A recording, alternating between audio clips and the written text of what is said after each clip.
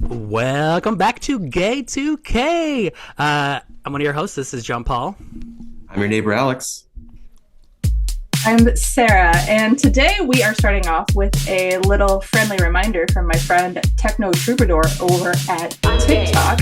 Pokemon turns 30 years old this year. I'm gay.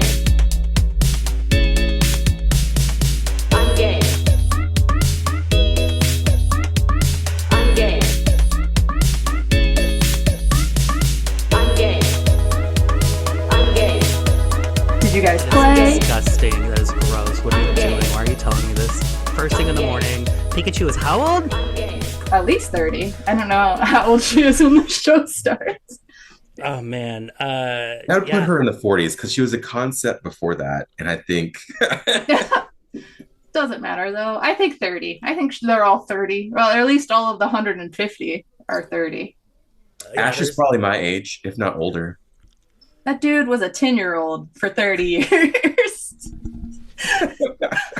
Timeless beauties, all of them.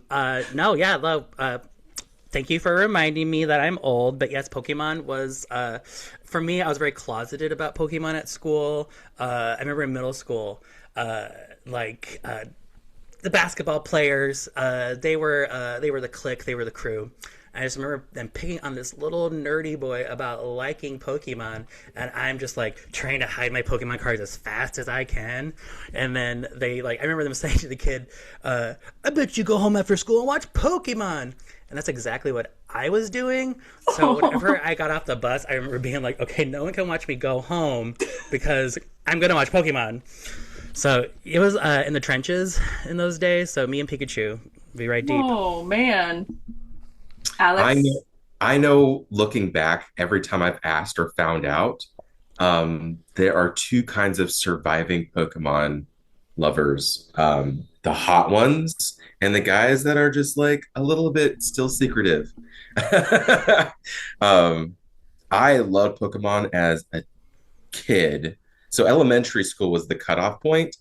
Pokemon had just come out with all these cards, and the schools were like grappling with their paper search engine, searching for what did we do with Pogs? How do we handle the Pog sensation? How do we keep these kids under control?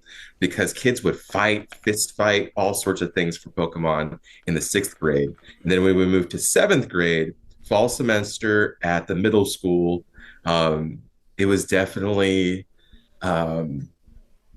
it was Mean Girls mall scene, because in that free period, some kids would be playing with the Pokemon, and then like the hyenas would come out with their like spike blonde hair and start bullying and laughing at the kids. Spike blonde hair. It was popular enough in your elementary school that people were like fighting over it, because I definitely have the vein of like Different John reasons. Paul's experience of like it was kind of like socially acceptable when I was with other nerds, especially as a girl, but like I didn't have the network. Middle school, I think the middle school variable, yeah, because exactly in elementary school, yes, like because that was that middle school transition where it's just like, oh, in elementary school, like everyone knows everyone. I'm the top of the pyramid. I'm the 6th grader. I can like Pokemon. You can't tell me nothing.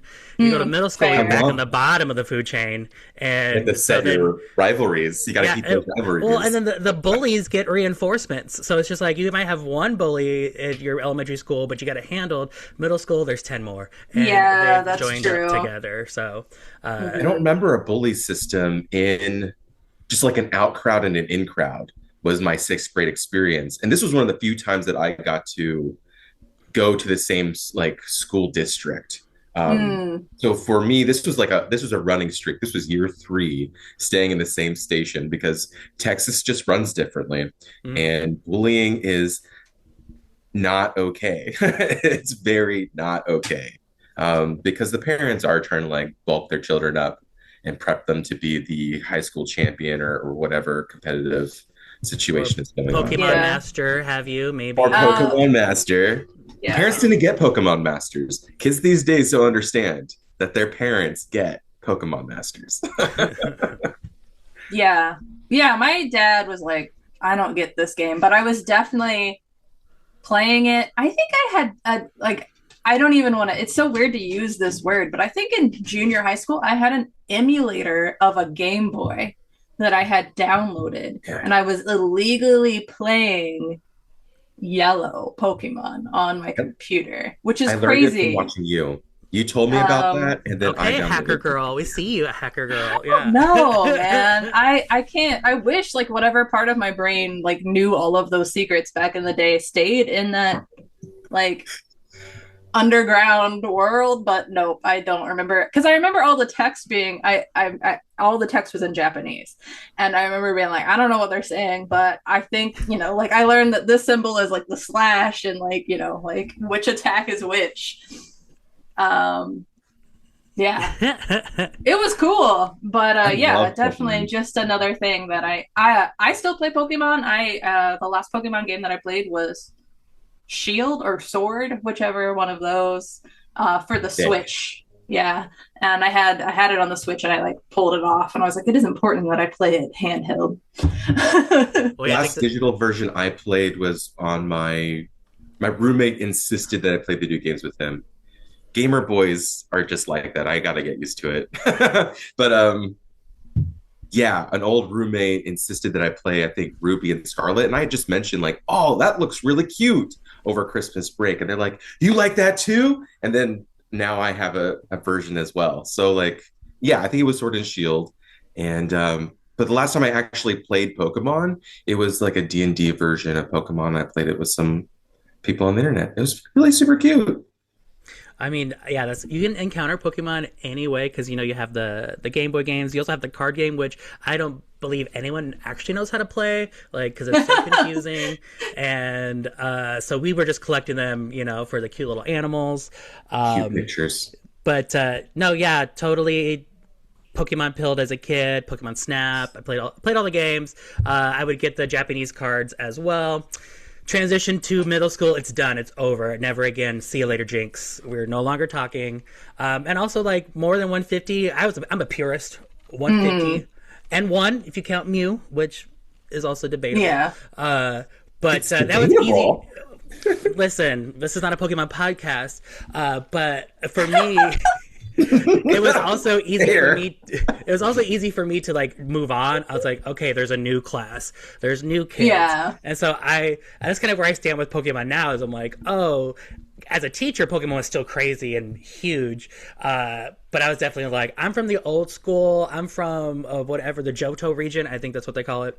But in college we had a renaissance and we went to gamers and we each got a Game Boy, which you can't do now. You can't just go and buy a vintage Game Boy for $10 anywhere, but we were back in 2008. Tons I of know. them. Yeah, we didn't take advantage of the My peeping. college sweetheart did. He got me one for my birthday. It was the sweetest thing. I just remembered. He got me a teal Game Boy. I have the teal one too. Ah, Those days are no longer around, sir. Those days are gone. okay. So I'm just saying, you can't get that Game Boy anywhere. Like, good luck. Good luck just going out and get your sweetie Game Boy Color. Can't do it. I don't know if games are as hot as they used to be. They Oh, are. yeah, You just they're have so to hot. subscribe to Nintendo's platform unless you find an emulator. I read an article like 5 years ago from Carol Weatherford, and um, I know that I've known this at different points in time in my life, but I continue to forget that Jinx is not the only Japanese anime character, but certainly the one in the Pokemon verse that is perhaps a blackface-ish caricature. Mhm. And the article by Carol Weatherford, I just want to read. It was written in 1999. Carol Boston Weatherford wrote an article that was a think piece on her seeing the Pokemon movie for the first time with her son, and saying that. Well, I gotta pull up the exact quote because it's wild. Hold on just a second. Sorry about this. Politically Incorrect Pokemon was the name of the article. Okay. The character Jinx, Pokemon number 124, has decidedly human features jet black skin, huge pink lips, gaping eyes, a straight blonde mane, and a full figure, complete with cleavage and wiggly hips. To put another way, Jinx resembles an overweight drag queen incarnation of Little Black Sambo, a racist stereotype from a children's book long ago. Yeah. Well, I don't know why she goes there with the obese comment, but yeah, no, I mean, I think that's, when we're looking at cultures and how we, in this day and age, especially like, I think this back then, it was amazing that like, oh, we're getting all this content from Japan. We're able to see into what do they watch in Japan. And so I definitely see the author's viewpoint, and I can also see the cultural viewpoint to where, like, if this isn't something that your society is dealing with, and I think in America we deal with that. We have our conversations about race and our conversations about representation. Even in the 90s, they were still like, our forefathers were fighting the fight, right? But in Japan, from what I know, they don't do things like that as much or as they feel they need to. Also, there might not be people like bringing these points up. So I think this is just an example of just, when the world became global and we're like, oh, okay, well, like, is Jinx racist? I don't know. It's a Pokemon, And I mean, they've amended the Pokemon. She now has less exaggerated lips and purple skin. Well, I think people also, I think it's that if it looks uncanny, if it looks human-like, that's uncomfortable. It's like, well, let's make a Pokemon why is look that like people. A human? Mr. Mime? No, thank you. Yeah, Mr. Mime is creepy. Like, those are children. Those are not animals that, I'm training to fight. Like, listen, I'll train my Pikachu this to topic fight any is day. hot. I do want to say that there are some theorists out there that say that Pokemon are all parasites and they want to get close to humans, and so looking like something that we would either eat, put in our hands, or like pal around with, are the reasons why some of them look like fruits, toys, or humans for parasitic purposes. Or that's a deep dive. That's an interesting. I think that's demons. I mean, if you think that's the other thing, it's just like, oh, they're actually like. I think people want to know, what are Pokemon for? It's not just animal poaching and game fighting. That's not what it's deeper than that. It's deeper. Oh, I would like to answer your question. I think Japan has a different culture than we do, but racism against dark-skinned people still exists. So that dialogue may not even hit the deciders of who was creating those cartoon characters. And I think that's a good point to bring up too, because we see black skin caricatures in other anime around that same time too, right? Like Dragon Ball Z has a very dark skinned, is it Mr. Pogo? Is that his name?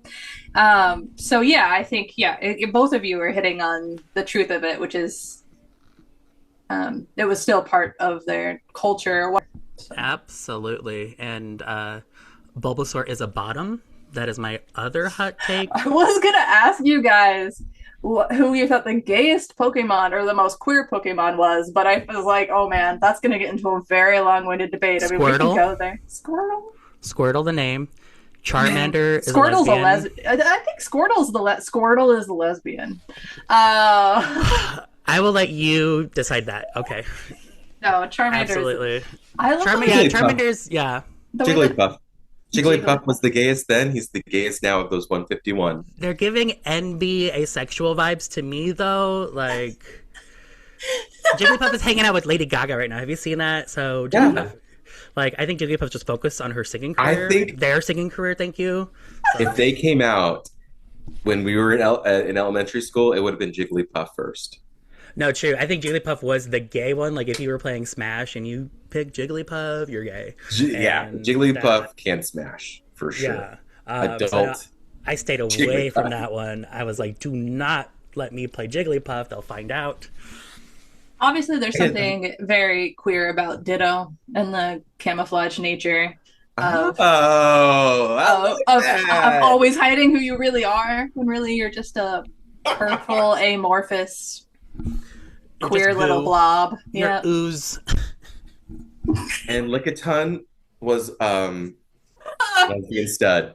Mm, Yeah. Inappropriate is that what they are. They are yeah. inappropriate. They're quite a No, yeah. That they may have been yeah. overtly appropriate for certain spaces.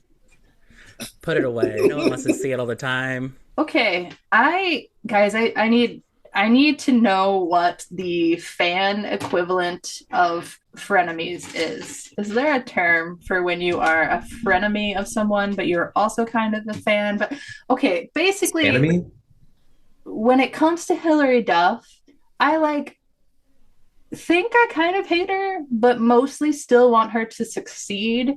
But then also listen to her music a lot, and I don't know why that is. I don't know. So you're not, it's not a hater, It's not a hater. not a It's lover. Stanemy. stanemy. Okay. That has je ne sais quoi to that. And enemy. Not just Yeah. I not know. fan I friend, think. not fan enemy. A little bit. Well, I think let's go deeper into this because personally, when you bring up the name Hilary Duff, I go, who? Um, just I don't know. I think it's just my like again. There are these things that I'm like, that's gay, and I'm not listening to her. Lizzie McGuire, go away. Like, Oh. so yeah, I think she definitely came at a point where I was like trying to figure out who I was, and they were like, and how about Lizzie McGuire for you? And I said, no, thank you. And here I am today. So, Alex, who is this person? I think I've only known one other guy who overtly said, like, I think Hilary Duff is hot. And we were in middle school, and it was one of the cool kids of my AP science group. Um, was it AP? It was something like that. It was special education. Um, that kid is gay now, so good for Mm. him. He hit it so good. Except the girls really clocked that answer. They so that Hilary Duff. Um, I really liked her music in college. I thought her show was interesting. Her show, the show that she was on in Nickelodeon when she played not Clarissa Explains It All, but My Generations. What was it called? It was on Lizzie Disney McGuire. Channel and it's called Lizzie McGuire. The Liz McGuire show. That was How really did you cool. blank that? Clarissa Explains It All. You were there, but then Liz. You're like, know she's who not Hilary Duff Melissa. She's not Melissa Joan Hart. I know that much. um, but yeah, Hilary Duff is really just more of a college memory to me, and it's that movie that she did, and I fucking love making fun of it. Because it's so bad, but it's also such a good bad. I would guilty pleasure. That's the box that I would put Hilary Duff in, or my relationship to Hilary Duff. What How do movie is you? What are you? this? He's talking about a Cinderella story. No, I'm not. No. Wait, Don't what say movie it. are you talking about then? The Lizzie McGuire movie. Oh my God, Alex. You did not once say name of the movie. Okay, so you love the Lizzie McGuire movie, or you just watched it a lot and it got ingrained into your brain? Because I do not think it's a good movie, but I do remember watching it a lot. Um, I don't think I ever put it on intentionally. Who picked it all the time? Was that me? No. Oh my God. Okay, so we live, not you. I lived. Not neither one of you. This is funny though. This is a funny anecdote. So I lived in a townhouse with Sindhu, who's been a guest on the pod. Another friend of ours who is straight, Allie, and this is a time of my life when John Paul was mostly absent, and I'm wondering if I can't have Allie and John Paul in my college timeline at the same time. Like it's a funny thing to look back on. Ali Oh lived yeah, there? no, there's there's Yeah, a Allie lived separation there. Mm. She was mostly gone on the weekends. But then we also lived with a gay man named Kyle, and Kyle was obsessed with Hilary Duff. And we watched the Lizzie McGuire movie a lot because of that.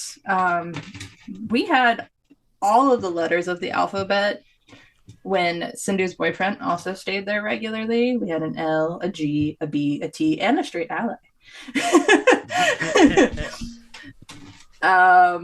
So yeah, no, that was I did not watch Lizzie McGuire until I was watching it with Kyle, but I did listen to some of Hilary Duff's songs, and I once made out with somebody who had a Hilary Duff poster. I'm like trying to place when that happened or even who I was with. I do not remember the person. I remember the Hilary Duff poster, which is looking at you. I just remember being like, this is a weird experience. Like we were like, it had to be on a dorm bedroom or something because the poster was like right like there. Anyways, I understand weird. your complicated relationship with Hilary Duff right now. That makes Right. so much sense. But I actually think my animosity has more to do with Lindsay Lohan because I was Team Lindsay from the jump. And they are one like, of yeah, the... Lindsay is like Lindsay has a team. Like that's where I'm just like, yeah, of course. Like we're Lindsay Lohanaholics over here. Like that's what we do. Mean Girls. Like it's enough said. Mm-hmm. And people will be like, Lindsay Lohan can't sing, and I'd be like, well, who cares? Hilary Duff can't sing She's or still act. recording an album, and she just like effortless, like. Rumors is a bop too. Lindsay Rumors is a Lohan's bop. Rumors. Yeah, thanks for reminding me where I stand, Sarah, because I forgot. I asked if this was the Lindsay Lohan cast. I knew it. I mean, we don't need to dive back too much into that. It was a feud. I don't even know what, other than just being peers around Disney at the same time, and Chad Michael Murray inviting Hilary Duff to the premiere of Freaky Friday, which started them just showing up at each other's premieres and trying to look better than the other one. Which is hilarious. I don't really know a whole lot about their feud. But I know also that like Lindsay Lohan went through like a rough time. She was gay and doing drugs for a little bit. Me too. Yes, Yeah. but perhaps you were actually enjoying the gay element of it. She's like now is like, I was never. Which is fine. I think some people do experiment and come out the other side and realize what they really want, especially when you add in the factor of doing a whole bunch of drugs. Lesbians until graduation from rehab. Well, justice for Samantha Ronson for that. Just another iconic lesbian duo. I think with this Lindsay Hillary stuff, I think it's more so they just had friends who were pitting them against each other. So they just had a bunch of like closeted bitchy gay guys that were just like, oh, do you think Hillary's gross? Don't you hate her? Like, okay, Shia LaBeouf, stop blaming the Do you think Lindsay's faking it? Like, I think they were pitted against each other, and of course, I think they probably like were into it because they were queen bees. Like they knew, like if I was Lindsay Lohan, I would have done everything she'd done and more. Like why not? Like I'm in like a movie with Tina Fey. That's just one thing. Parent Trap, like. Yeah, I think Lindsay Lohan, organic, all natural, sourced from the earth. Hilary Duff, manufactured from a factory. You can buy it at IKEA and build it at home. So that's the difference. GMO. Vaccines. Oh no, you come down hard on Team Lindsay's side. I love that. I just paint what I see. Okay, I'm not making it up. You said this feud still lives, and I still pick Lindsay. I love that. I think I agree for the most part. Not necessarily with every way that you broke it down, but that Lindsay's film career, you can still pick up Parent Trap or Mean Girls, and they're completely watchable in a non-ironic, I'm watching this to make fun of it way. True. I don't think that's true of... It isn't. I can't think of like Cheaper by the Dozen, where she's not really a main character in that movie. That's still corny as hell comedy. Yeah, I just love Cheaper. That's again, that's it. That's all I gotta say. Cheaper. Yeah, it's a cheaper version of Lindsay Lohan. Like perfect. Like, Okay, I think we are now opening the gates to other Disney princess debates, not like going deep into them. Okay, we're just gonna skim the surface. I think we can take a deeper dive. Um, was there anything before Brittany and Xtina? There probably was, but we weren't aware of it, right? Like, Annette Funicello and Anne Margaret, I'm sure, just made that up. they were Disney stars? I think they're original, like, young ingenue. Yeah. And I don't know their relation to each other, but those are the names that came to my mind. But no, I think definitely at that turn of the millennium, our young girls were pitted each other for sport. And I think that's kind of, the more that we learn about, the powers that be, yada, yada, yada. Yeah, Brittany and Xtina, the original Mickey Mouse Club Fight Club survivors. So got to give them that. Yeah, and why didn't the same thing happen to the guys? Like, why wasn't there an epic feud between Ryan Gosling and Justin Timberlake? Like, there just wasn't.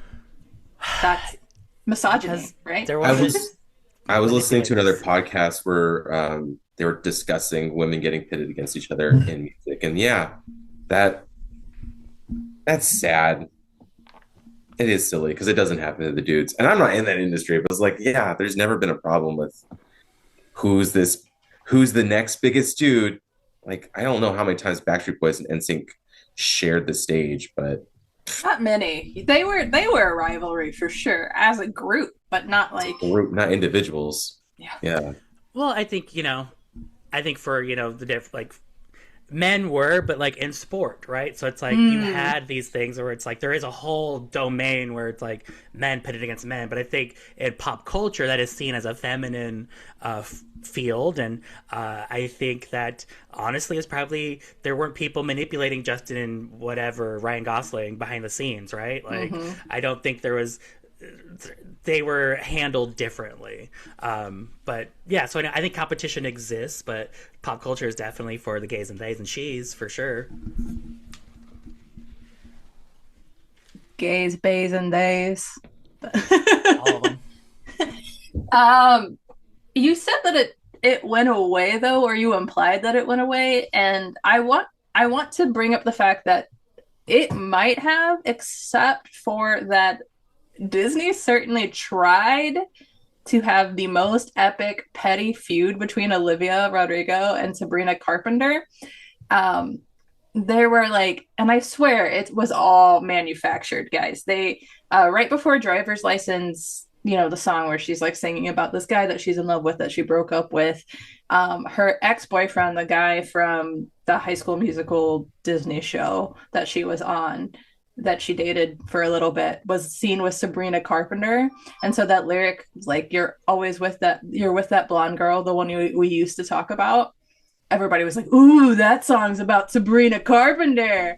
And then the guy has a song in response that is like almost mirroring the music video of Olivia Rodrigo.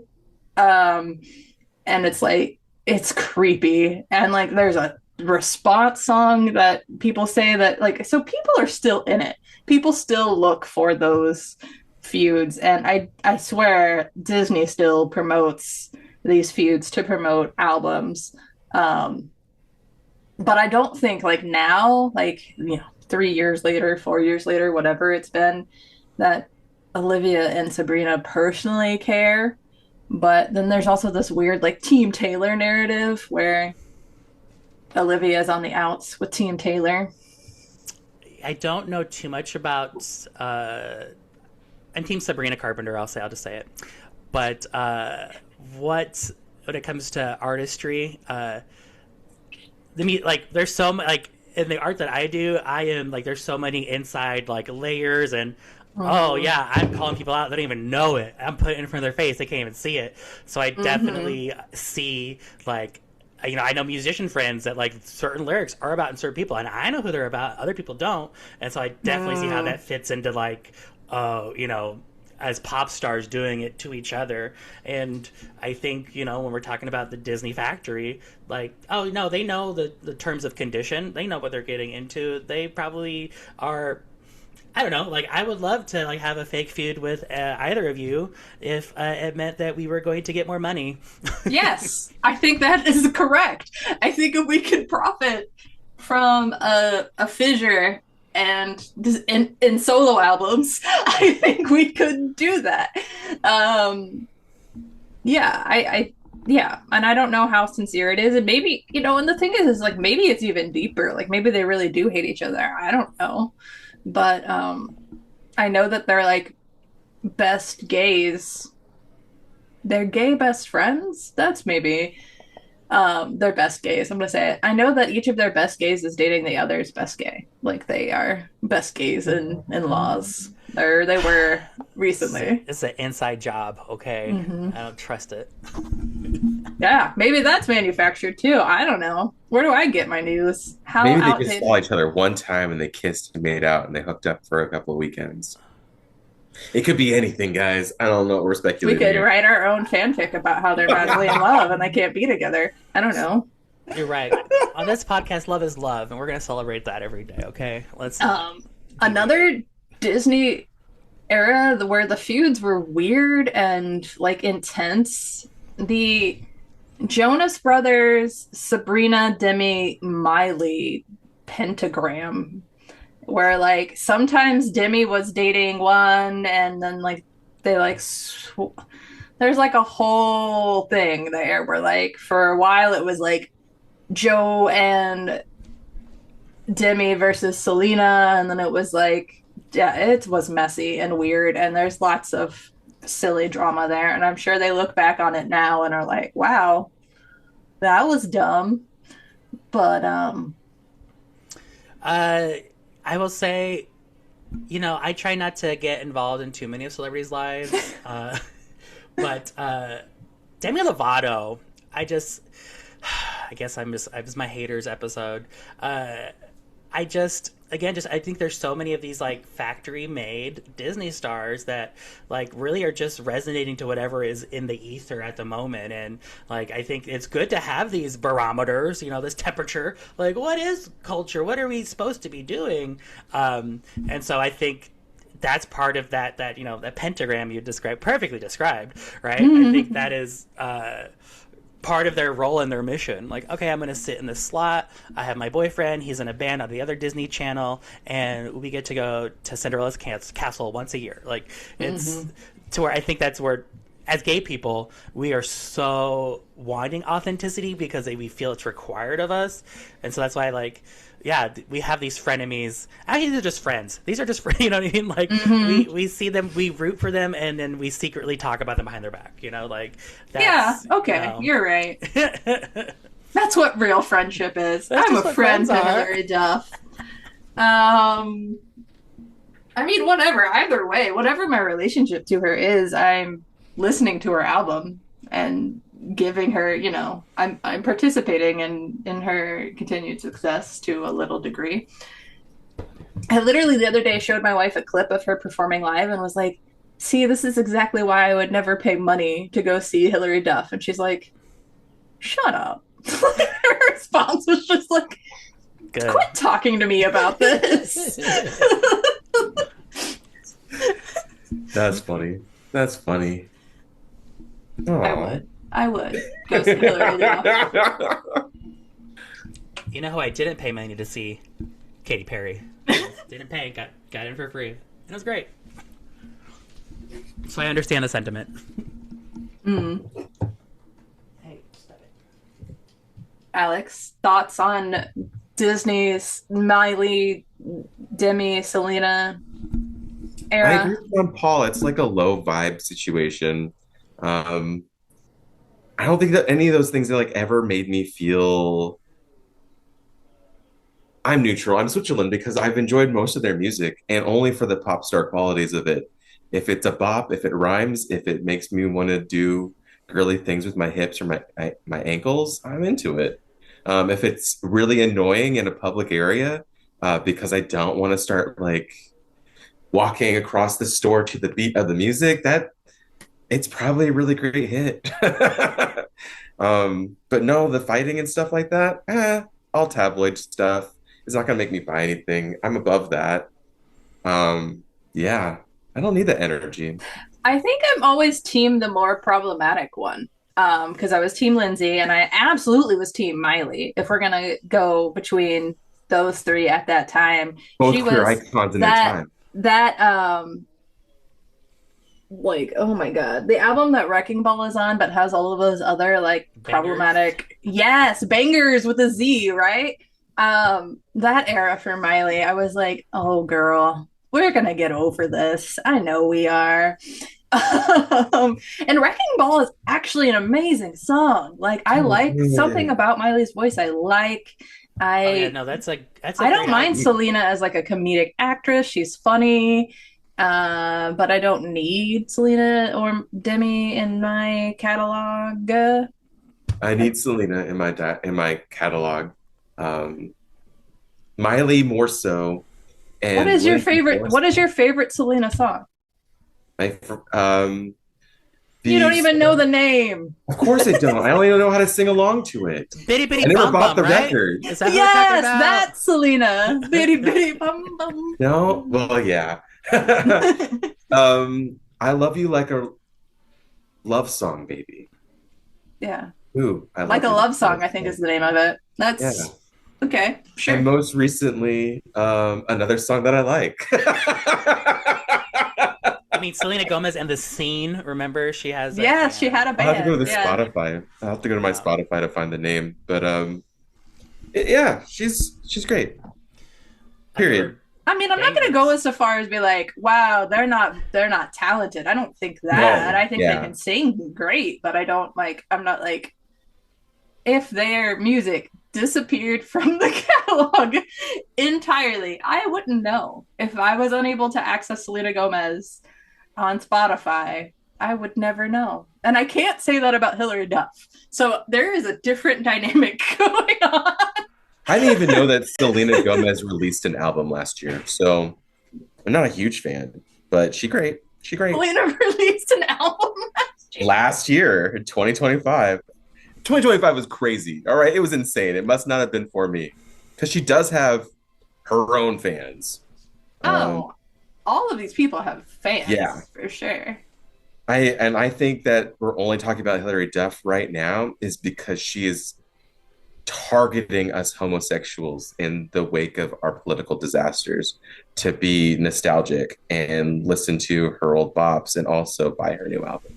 And I did listen to it several times with my paid for Spotify account. And what's your Who take on this says? new album? I have not. It's not going to come across my radar. I almost started playing Wait, Selena you're Gomez. you're playing your oh, okay, you're not. Okay. So yeah, what is your take? I have takes on the Hillary album. What are your takes on Hillary's newest album? I think you're right. Do you want to go She's on the first? Yeah. same crusade to be petty AF and use her platform to do that. Just like she used her platform to get back at Lindsay Lohan for whatever exciting thing, which was probably money. Um, she's doing that now To with get her back at family, I guess. her ex-husband? Her This is how much I don't care, and just I'm here for the music, and I don't care where the music really came from because it is. I told you, Sarah, I was listening to it a couple times while making dinner last week, and just doing the dishes, and I'm like, damn, how this is the proof that she grew up. She has adult problems, adult relationship issues, um, and I think it's worth exploring she's old just methods like together. us. She's literally, yeah. If Um, if I could afford Target anymore, yes, she would be just like us. so one thing you said when you first talked about the album Mhm. is that she's leaning heavily on nostalgia. And as a podcast about nostalgia, I'm like, oh, okay, you do get where all of us millennials are trapped. There's a song that takes that is about her sister and how that she doesn't know what's going on in her sister. And there's this sample of, well, Doechii also sampled it. Gautier is somebody that I used to know. There's this guitar riff from that song. It's not the same part that Doechii samples. Um, And that's, you know, playing during the song where she's talking about how she doesn't have a relationship with her sister anymore. And then there's a song about how she has friends and everybody's grown, but they still can rely on each other. And she interpolates Damn It from Blink 182. Yeah. You know, I guess this is growing up. And it's great. It's very well So done. good. Growing Up is such a good song. It's a catchy song.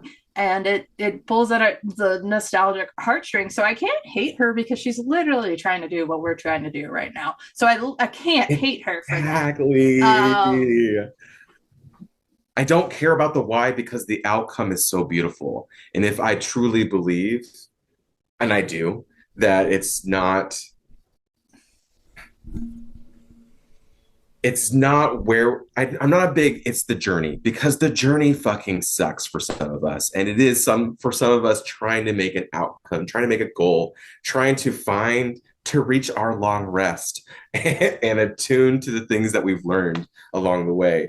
I'm on that road, and this excites me. I don't care where she's been. I understand that it's full of pain, but she doesn't want to talk about it. She didn't want to talk about it then. She's ready to discuss it now. It's like, hey, I turned my pain into art. I turned my pain into something you can jam to, you can dance to. I turned it into something that I can live with and share with other people without, needing to take a PRN.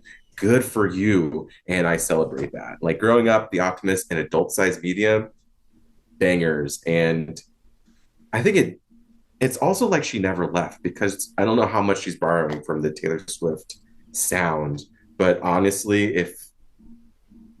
if I woke up from amnesia tomorrow, I wouldn't know the difference. I couldn't tell the difference between this album and a Taylor Swift album if I had amnesia.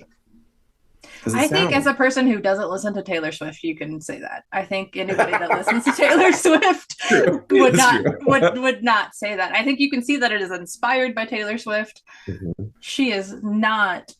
If Taylor Swift is her personal Jesus, she is like, I don't know, like an archbishop of some church that is not doing so great. She's trying. Lyrically, it's just not on that level, and that's okay. I can see why, like, after like looking at her lyrics, I can see why, like, oh, yeah, I can see why you would say Taylor Swift is Jesus.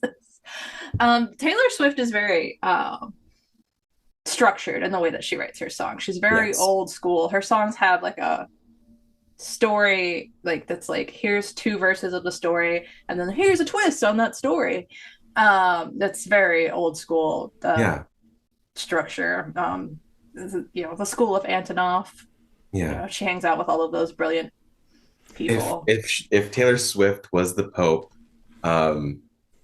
Hilary Duff would be some California hippie commune cult that uses the same names. There's a huge difference. Absolutely. It is just the sound. It is just the flavor that I really want to be able to separate. I think the song Mature sounds like a Sabrina Carpenter ripoff. And I don't I like it. I like listening to the song Mature. I'm like, it's catchy, but it sounds like Sabrina Carpenter. Even something that she's doing with her voice in that song. I'm going to play a bit of it right now because John Paul has no idea what we're talking about. I'm going to make him know what we're talking about. God, no. Nerd. Gonna get you, nerd. Well, I think it's just with even looking at the album title Luck or something, she's dot.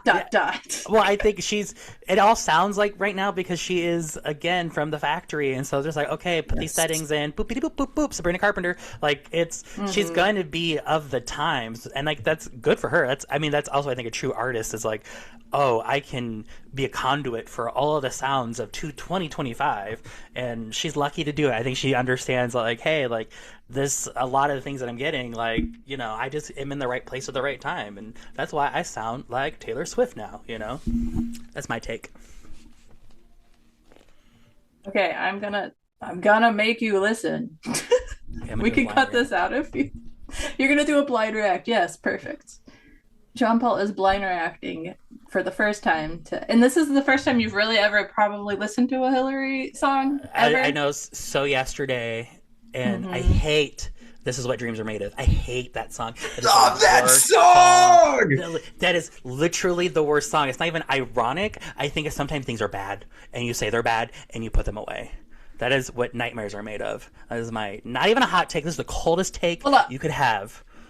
This is tangentially related, and we'll come back to it in a second. But what do you think of Miley Cyrus's "See You Again"? Have you seen Miley Cyrus or heard Miley Cyrus's "See You Again"? Until I see you again. That song. Oh yeah, that's a classic. Yeah, it's a club bop. It's a Okay, bop. okay. I just wanted Yeah. to make sure that you. You're think, calibrating me. No, Yeah. I'm calibrated. Okay. Miley Cyrus came out as queer something. And Lindsay then Lohan came out as gay for a little bit. There's yeah, something there. yeah. Miley Cyrus is now is like, well, she's married to a guy again. Not that negates her Sexuality. queerness, Yeah. but I do think that there for her it might, because she does kind of like she'll like go and make out with a girl and be like, "Don't give up on men." I haven't seen the video. Oh my god. I'm so excited. Cold for me too. Oh wait, who wants? I don't have to go first. Alex, you want to go first? You mean you're bopping, so It was a bop. In my head and watching the video, I thought exactly the same thing when I was cooking. Some of this could be that Hilary Duff is evil and she is part of an AI marketing scheme. And in 12 months, she's gonna be like, "Gotcha! It was all written by AI," because it feels so like all these plot points, smush them together. And sometimes that's just artistry that an artist can like come up with all this bits and pieces and put together something that's representative of a time. And maybe it won't be appreciated now or whatever. I'm not going to explain phenomena to you geniuses, but it feels like that only if it was made out of affordable materials. Because there's just something very Houston, Texas about my homegirl Hilary Duff that's very much born to privilege, maybe not a silver spoon, really did work hard to get where she is, but like, having moderate success and pre-housing bubble pop wealth, aspires to have greater wealth or maintain, and it's all that glam, and it gives me She's got the Rebecca kind of Black. wealth. She has the kind of wealth where she can have somebody hold her iced cappuccino while she sips it And she in can pet them. between sets, and she can can pet them. very slowly caress their arm. so Ugh. it's so gross. It's so gross. Yes. Yes, she is of the kind of class where she can pet people she pays to take care of her. Yes. Like so many other things should be pet. Yeah. There's some uncomfortableness, and there's also this Rebecca Black attitude to these lyrics that just don't feel complete, but still, yes, I am thinking about Friday. Yes, because of the Epstein files, I am thinking of people saying this stuff, and it just hits like, yeah, I'm glad someone's singing in this attitude. He said Epstein files. I got nervous. I realized we're not on TikTok. On the files. The files. So I was thinking, like, where is this going aesthetically, and what is this? And so I looked up Hilary Duff. She's our age. She's 38.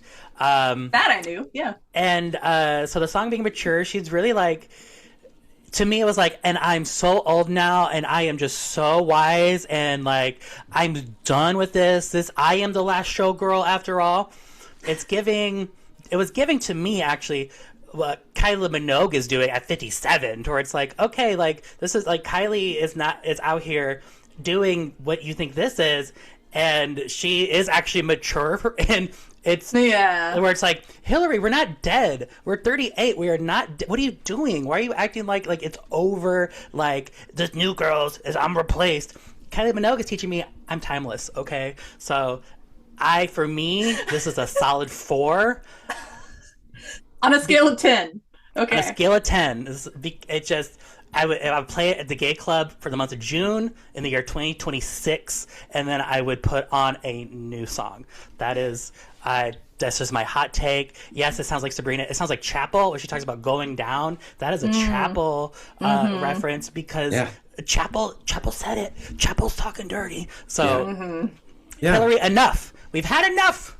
But she's entitled to, because she is a superstar, and who am I to tell her what to do? So. Musically, she is a charcuterie board. You don't get like the whole meal. It's not. Well, And I mean to go back, right? To go back to the beginning.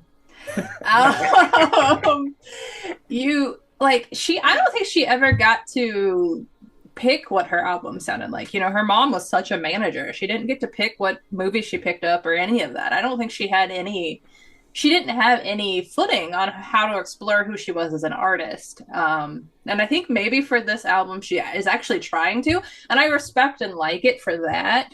Um, but yeah, it's definitely not going to be my favorite album of the year.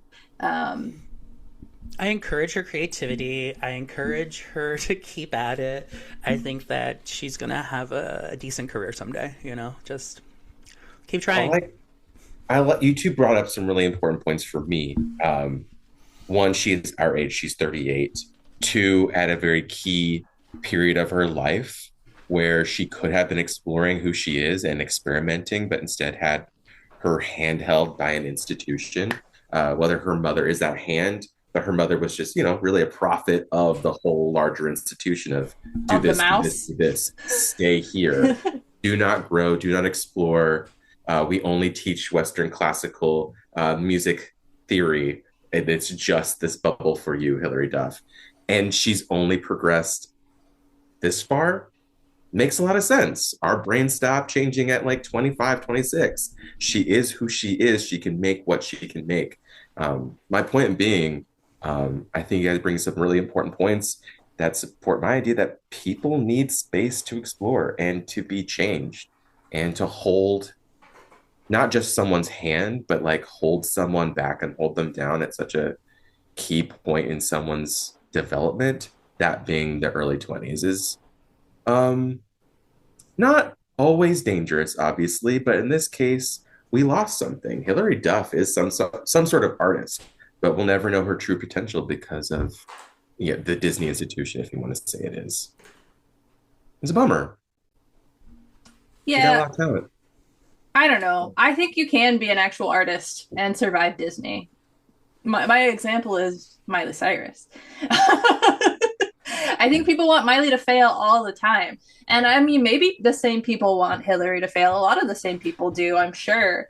But Miley, she's like our Madonna. She has failed brilliantly and pulled herself back up and changed what she looks like. And she's not our Madonna and like for the point of this conversation, she is the parallel to Madonna and the fact that she can recreate herself and try again, and maybe she'll fail again, and maybe she'll pick herself back up again.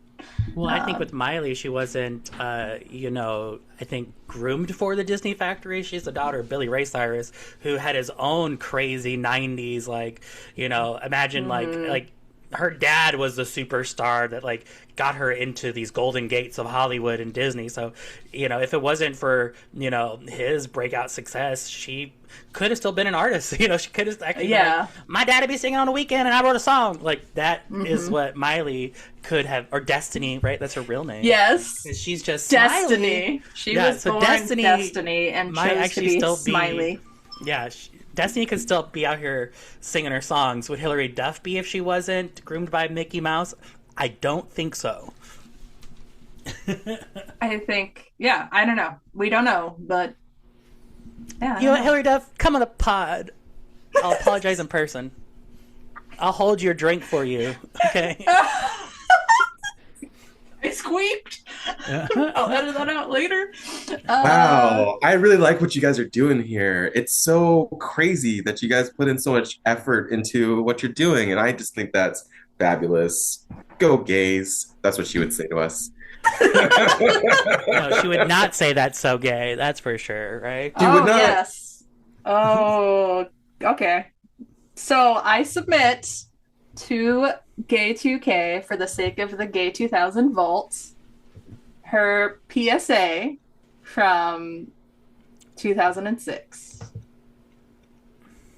Are we watching it? Up? Yes, of course. There are a lot of grainy. I'm playing this off of YouTube. There are a lot of grainy versions of this video. I found the least graining. It has a little like tag in it from whoever, originally ripped it off of some whatever website. I don't know. But anyways, I'm sharing it. This top, it's so gay. Really? Yeah, it's totally gay. You know, you really shouldn't say that. Say what? Well, say that something's gay when you mean it's bad. It's insulting. What if every time something was bad, everybody said, oh, that's so girl wearing a skirt as a top? Oh, you are. Those are cute jeans, though. When you say that's so gay, do you realize what you say? Knock it off. What was your question? I submit it to the Gay2k vault. Is it worthy? Yes. Yeah, I think it's the first time one of our peers is speaking out about things that mattered to us at that time. And I don't think its message still stands up. People still need to be saying it. I'm really sad that there wasn't a bandwagon, like a Got Milk campaign situation where other celebrities were put in the same position and did the same thing. It really did stop at Hilary Duff for some reason. I think Was there any other? I don't remember if there were. Wanda Sykes did one. Yeah, Wanda Sykes. That's And amazing. I can just I think of this era, this was definitely, I think we were, coming of age. We just were in college. teens. Yeah, we were young adults. But I remember but especially being I think really one of the first gay people, but this class was just oh, these kids are gay now. Kids are they're not just graduating and then moving and being weird. They're being gay in school, and how do we address that? And you're depressed, you're sad because people are bullying you. That's weird.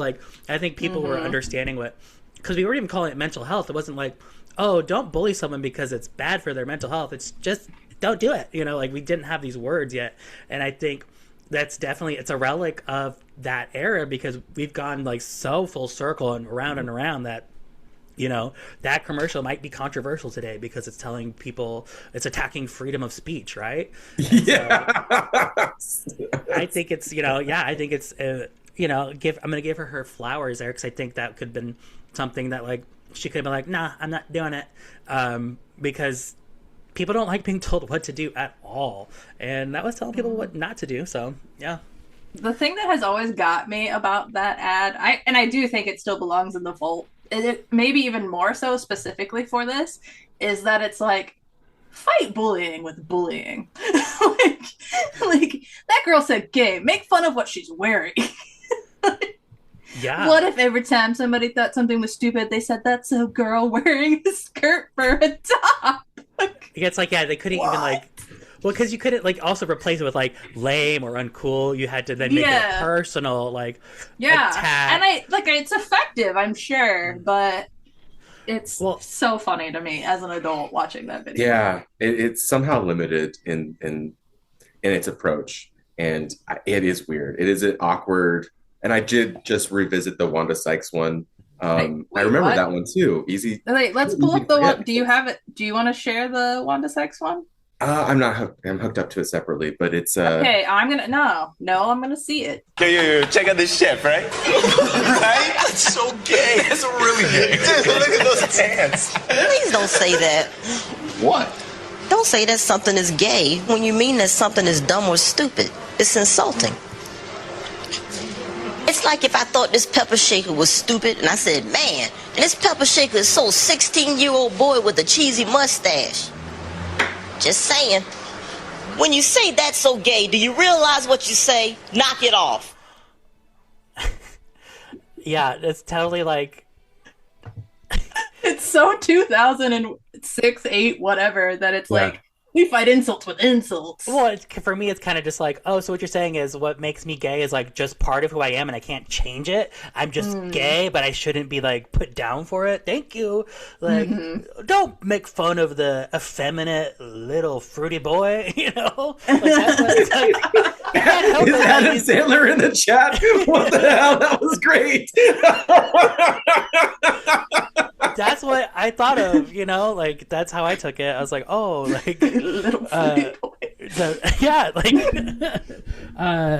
but that just reminds me when it's the conversation of say gay versus queer, even when because in 2018 was when I started using the word queer as kind of a replacement for gay, right? And a lot of older people were that was the word they used against us. We can't reclaim that word. Where for me, gay was the word. And I was like, oh no, that is the put down. So like, I am uncomfortable with the word gay. So I think that's how things change and culture evolves to where, it's just interesting. Yeah, I've always thought of in-groups, out-groups. Yeah, I've always thought of queer, and also from college, as like a power word. It's the take back the word for me. Gay is not. Well, queer is political, I think, everyone's like, yeah, being queer is political. I'm like, yeah, but it also feels political versus gay doesn't feel like gay does feel a little more like pop culture candy, Hilary Duff world, like where Hilary Duff is for the gays, not for the queers. I get it. Okay. Yeah, queer is definitely like, we're fighting for everyone, that's, I use them interchangeably now because, they're just words. So, context means everything. Okay, so we're putting both of these in the Gay 2000 vault. Both in the vault. Sealing it up. Vault. We don't need to talk. Congratulations to the ad campaign team who came up with that one. Okay. I wish they would do something about Shia LaBeouf, that ad campaign, or Hilary Duff and Wanda Sykes together, because that would be awesome. Shia LaBeouf got arrested and then came on a talk show shortly after. Put a pin in that. Let's talk about the abuser to Christian right-leaning homophobe pipeline in another episode. For sure. That's a whole topic. Stay tuned for that. Any closing thoughts on Hilary Duff, Disney icons? Not that we can't revisit anybody that we mentioned this episode, because we sure can and probably should. I think you just got me kind of jazzed about thinking about Lindsay Lohan, and I think her SNLs were some of the best ever. She was a natural beauty. She's a natural star.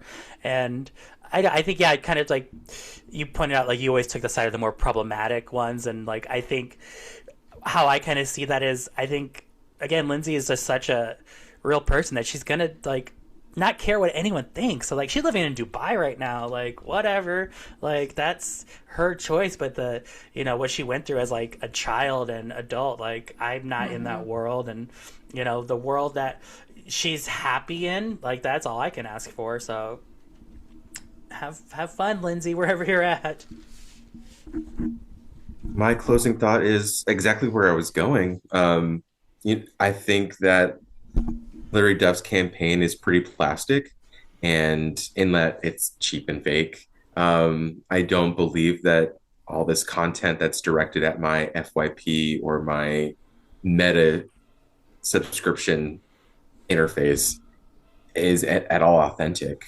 She's left trans people out of her conversation. She's left lesbians out of her conversation. It is just gay men and drag queens in one story. And I wish that she was a true ally, because I think she'd say Disney to Disney. She'd have something to say about things going on in the world today. But it is just about her. This album is just about her nostalgia and just about what she remembers and where she's trying to go from here. As far as her growth and all that, I think that's cool. But yeah, I want stronger allies. Hilary Duff is for the gays, not the theys. Maybe the bays, but not the lesbian ones. Okay. Yep, that's my synopsis. Yeah. And that's a wrap on this episode of Gay2k. Thank you, Sarah. Thank you, Alex, for letting me join you guys on this amazing Gay2k rocket ship to the moon. Hilary Duff's there. I don't know. Where Hilary Duff is. Oh man, okay. Bye friends. See you all soon. Bye. Bye buddies.